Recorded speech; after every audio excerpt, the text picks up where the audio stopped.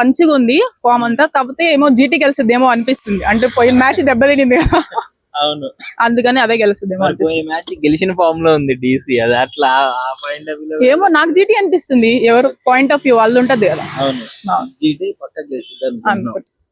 ఈ season cup కొట్టే chance ఎవరికి? RR, RCB, DC, CSK, LSG maybe ఉంటే ఉండొచ్చు.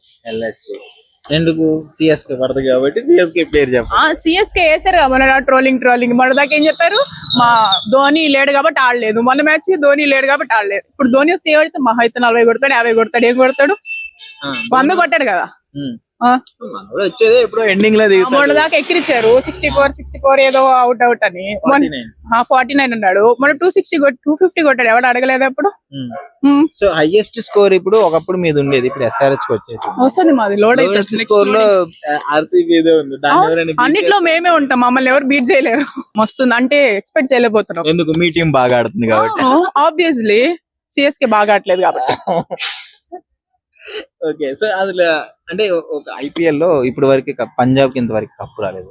అవును, పాప అని ఎట్లా అంటాం, కొడితే వస్తుంది పాప. మొన్న దాకా మమ్మల్ని ఎక్కిచ్చారు, పంజాబ్ ఎక్కిరా. ఆర్సీబీ కప్పు రాలేదన్న పంజాబ్ కూడా ఎక్కిరింది. మరి అంటే పంజాబ్ వచ్చి అంటే ఫ్యాన్స్ మాలా హై పవర్ అని పంజాబ్ వాళ్ళు. అవును, వాళ్ళు రియల్ ఫ్యాన్స్. నార్మల్ గా ఉంటారు, వచ్చినారు హ్యాపీగా ఆడతారు. మరి ఆర్సీబీ అట్లుంటారు, ట్రోలింగ్ అంతే. మేము చింపేసుకుంటాం అంతే. మేము చింపేసుకుంటారు నిజంగానే. లాయల్ ఫ్యాన్స్ అంటారు వాళ్ళే.